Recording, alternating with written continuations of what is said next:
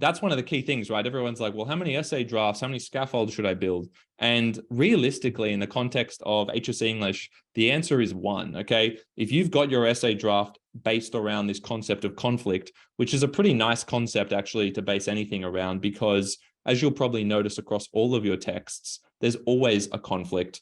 As you would have learned early on in school, in primary school, there's always a complication in a story, in a text. That's one of the most compelling elements, a challenge, a conflict that an individual or group, collective, has to overcome, or at least attempt to overcome. Okay, so conflict's actually a good base concept. But what I'm trying to say here is that you'd actually want to focus more on how to mold your existing evidence and concepts around those other rubric terms and other themes that you mentioned, like love. You need, instead of thinking that you're kind of the mindset by the sounds of it, and you could tell me if you disagree, but it sounds like you're kind of thinking about it in this way. You're thinking, okay, I've got mine focused on conflict, but what if I got love? That means my conflict essay is no longer answering the love question, right? But actually, your conflict essay does answer the love question. It does already answer it. It's just not worded in those terms. So it's actually more a skill set that you need to develop as to how to rewrite your existing material so that the concepts that you're exploring are exactly the same, but they're worded in terms of the key terms of the question.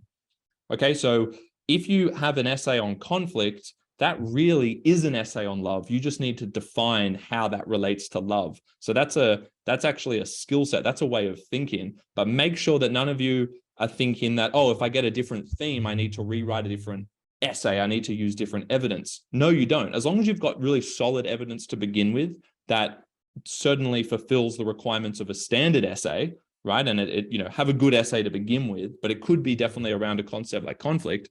As long as you know how to reword that, and you need to practice this and define how conflict relates to love, for instance, because they sound like they're almost competing terms or competing concepts, but we actually want to focus on rewording it. So conflict, for instance, if you're talking about it in that negative sense, could be to do with an absence of love. It could be to do with a competing source of love. It could be to do with a love of ideology over a love of others. It could be to do with a love of tribalism, a love of, if you're thinking about Merchant of Venice here, it could be to do with a love of their ideological allegiances or religion or whatever you focus on in yours, a love of that over a love of inclusion or something like that. So you need to interpret the key terms of the question really broadly, as you can see that I'm doing.